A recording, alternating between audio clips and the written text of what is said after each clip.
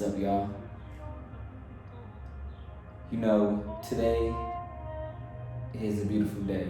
It's cold outside. The sky is gray. It just feels like isolation is peaceful, depending on how you look at it. So, this week's episode, I want to really just show y'all the beauty in conversation, the beauty of something that's organic, just things that don't have to be overly complicated. In reality, we are more so in a place of reflection, and I was able to link up with a homie, Brandon, my boy B, and he wanted to put me on his podcast. And you know, being requested to be on someone's podcast is a huge honor.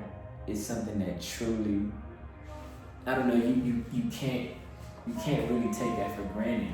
You know, you have to take a step back and be like, wow, you think I'm interesting enough to talk to. So I just wanted to show y'all the process of, you know, us setting up for that interview, because the interview is going to be on his platform, but between us, it's going to be showing you how we just had organic conversation before the interview even started. And I just want to leave it at that. With the fact that I'm doing these weekly, you know, every Sunday, I'm more so building a story that I would love you to connect the dots as you tune in, but I also want it to be real. And this week was simple, and I want to represent it as simple, and maybe someone will find the art in that. But nevertheless, thank you for tuning in, and much love.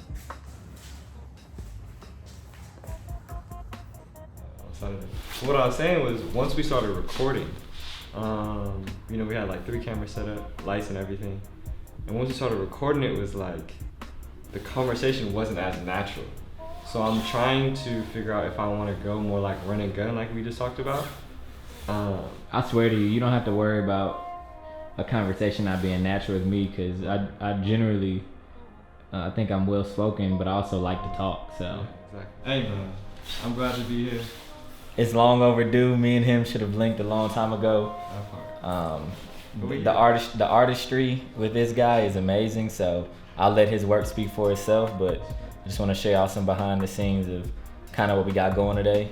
I'm gonna learn what we got going today, because this is our first time collabing, so I'm gonna let him get to it. Yeah, man. Alright, I think we can do it here, honestly. Yeah. This is really good. So it's really just a blank canvas. So make however you want to make it happen. Let me know what I can move around or where I need to move, and we could do it. I think we could do right here. Uh-huh. The wide shot would be here, and we'll sit on boom boom. Okay. Move it right here.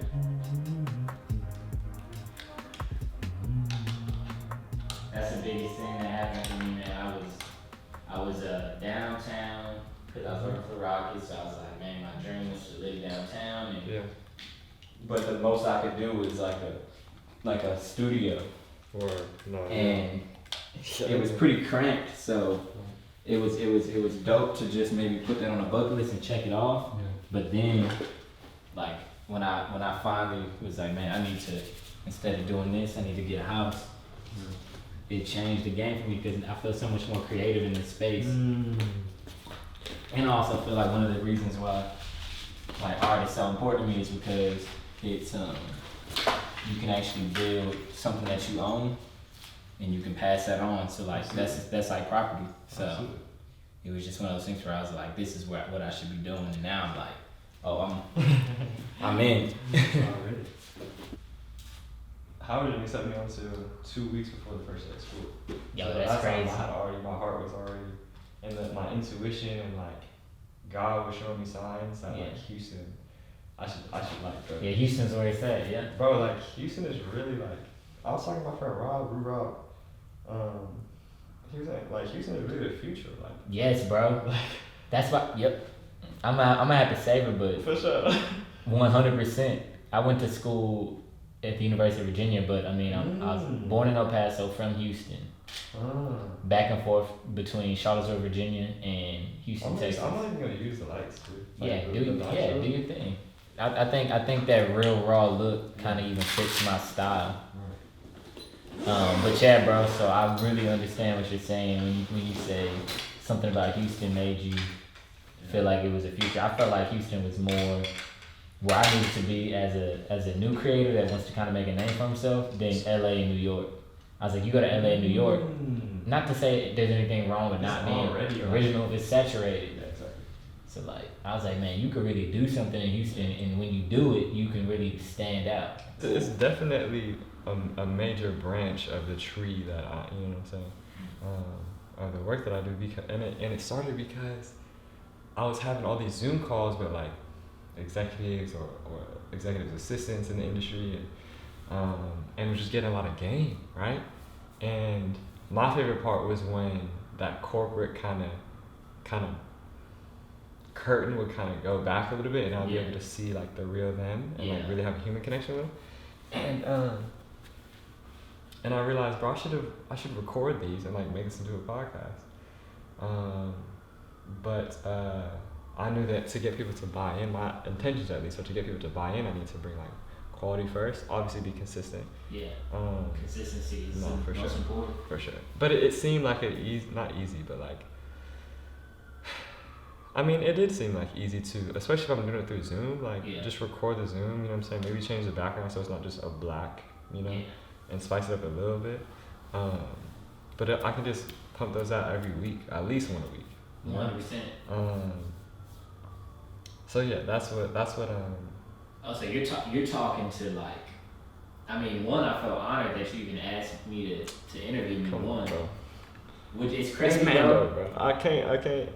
The people that I'm trying to interview, bro, are people that I know that I can learn from. Yeah. So if I can learn something from them, I feel like other people could too. You know what I mean?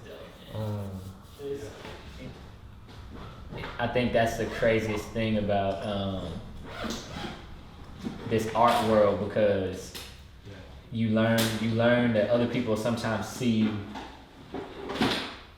you in a way that you don't even think about yourself, because you're just doing it. Like I'm doing this because that's what I do, and then it's like people from all over, they kind of have a respect for you, and then they want to tap into your mind. It's like you realize, man, I'm supposed to be here. No, for real.